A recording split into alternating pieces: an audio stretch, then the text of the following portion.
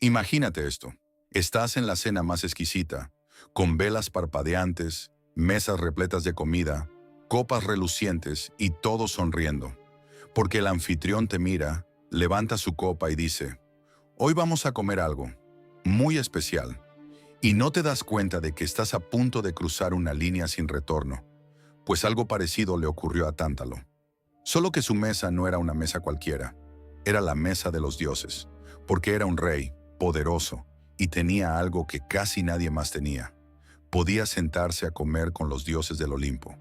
Imagínense, porque cenar con Zeus, Hera, los peces gordos, era una experiencia única. Escuchar sus secretos, sus intrigas, sus chismes divinos. Y él estaba en medio de todo, mitad hombre, mitad intocable, porque ahí empezó su perdición. Pero antes de comenzar, te invitamos a que te suscribas a nuestro canal Eón Mítico, dándole like y activando la campanita de notificaciones para que no te pierdas futuros videos. Cuando le das poder, contactos y la sensación de que nada malo me va a pasar, algo se rompe dentro de él. Así Tántalo empezó a creerse a la par de los dioses, porque pensaba que podía traspasar los límites simplemente por curiosidad, por diversión o por vanidad, o quizás una mezcla de ambas. Existen varios relatos de sus hazañas, y todos son terribles, porque supuestamente robaba la comida de los dioses, néctar y ambrosía, y se la servía a los mortales, como diciendo, mira lo que yo como y tú no, y también revelaba secretos divinos, cosas que había oído en esos banquetes sagrados, como ese amigo que no sabe guardar un secreto y cuenta lo que no debería contarse. Solo que aquí no se trataba de chismes de oficina, eran secretos de dioses. Pero lo peor estaba por venir con lo que probablemente ya sospechas, el banquete prohibido, porque Tántalo quería ponerlos a prueba, quería saber si los dioses realmente lo sabían todo, si lo sabían todo o solo tenían fama. Y para ello había preparado algo tan perverso que incluso hoy, solo con oír hablar de ello, se te pone la piel de gallina. Invita a los dioses a cenar a su palacio y prepara todo para deslumbrarlos. Comida, vino, música, porque los dioses llegan, se sientan y todo estaba bien, pero el plato principal no. Tántalo asesinó a su hijo Pélope, lo descuartizó, lo cocinó y lo sirvió como cualquier otro guiso. Un experimento de crueldad, un juego de poder. Porque piénsalo un momento, esto no es canibalismo. Esto es canibalismo de tu propio hijo. No para sobrevivir, no por necesidad, sino para una prueba, para una demostración de poder. Fue el acto supremo de desesperación de un hombre que creía que no sería castigado. Los dioses se sentaron, miraron fijamente la comida y sabían, porque eran dioses, no eran tontos, no eran ciegos. Sabían lo que Tántalo había hecho, pero todos menos una. Deméter, la diosa de la cosecha, angustiada y destrozada por la pérdida de su propia hija Perséfone, dio un mordisco. Del hombro de Pélope, un mordisco, un maldito mordisco. Pero eso bastó para hacer que todo fuera aún más grotesco.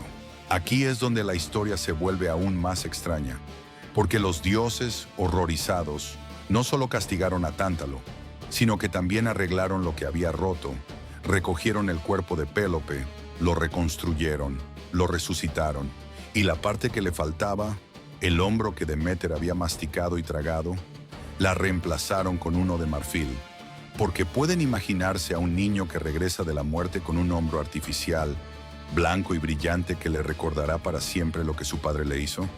Pero para Tántalo no hubo tal reconstrucción, porque para él llegó el tormento eterno.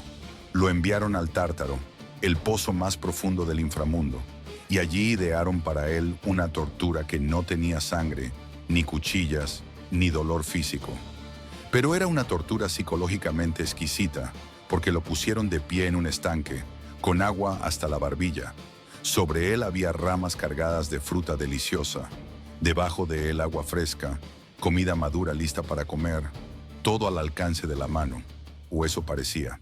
Cuando Tántalo inclinaba la cabeza para beber, el agua retrocedía, se vaciaba, el lago descendía, sus labios nunca tocaban el agua, porque con la boca seca y la garganta ardiente no podía tomar ni una gota, y cada vez que extendía la mano para coger una fruta, el viento movía las ramas.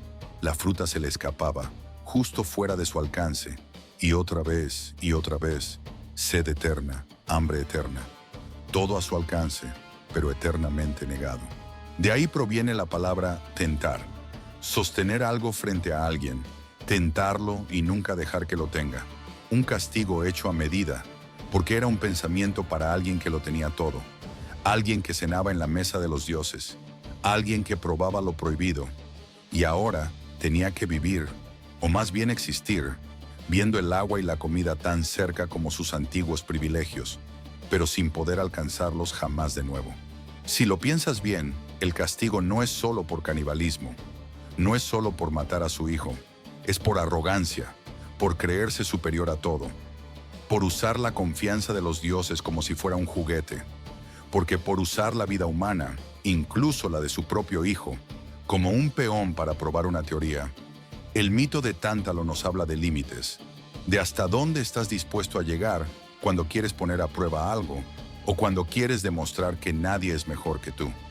Podría haber sido recordado como el rey que se sentaba a la misma mesa que los dioses, pero quería ser recordado como el hombre que cocinó a su propio hijo para ver si los dioses se daban cuenta. Porque fíjense también en este otro detalle. Los dioses castigan a muchos personajes de la mitología. Prometeo, por ejemplo, está encadenado y un águila le come el hígado todos los días. Sísifo está condenado a empujar una roca para siempre, pero el castigo de Tántalo tiene algo único.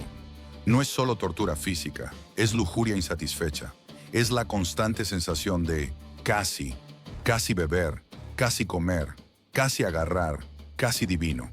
Es casi como si la tortura hubiera sido diseñada de tal manera que, en cada momento de su vida después de la muerte, a Tántalo se le recordara quién era y lo que había perdido, porque cuando podía participar del alimento de los dioses, ni siquiera puede tocar las aguas del lago.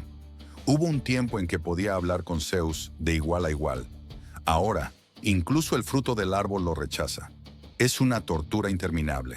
Si trasladamos esta historia a los tiempos modernos, no parece tan lejana. Porque no vamos a criticar a nadie, pero sí esa noción de traspasar los límites solo para ver qué pasa.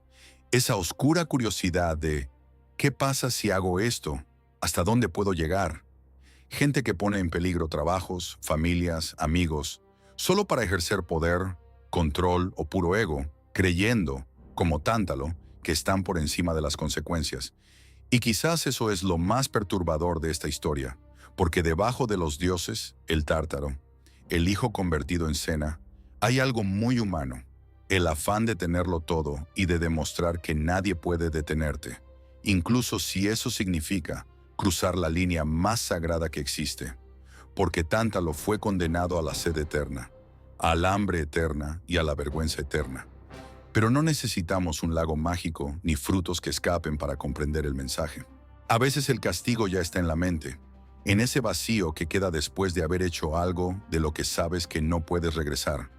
Porque la próxima vez que sientas esa tentación de sobrepasar un límite solo para demostrar algo, recuerda la imagen.